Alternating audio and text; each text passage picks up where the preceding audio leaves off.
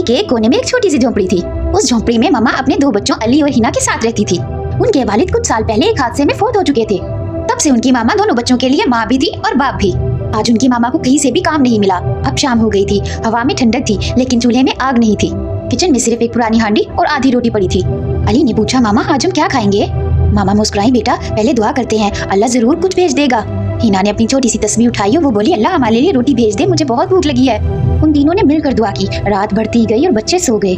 मामा ने आंसू से कहा, या अल्लाह मेरे बच्चों की भूख मुझे मार रही है। तभी आसमान पर हल्की सी रोशनी चमकी, जैसे कोई नूर जमीन पर उतर रहा हो।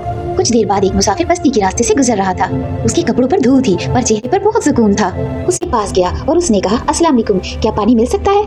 बच्चों की वालिदा ने बड़ी सब्र से कहा, जी बेटा पानी तो है, लेकिन कुछ और नहीं, माजरत के साथ। मुसाफिर ने मुस्कुराते हुए अपना बैग खोला। अंदर रोटियां, फल और दूध था। मुसाफिर ने कहा, ये लीजिए, अल्लाह ने शायद मुझे आप ही के लिए भेजा है। मामा की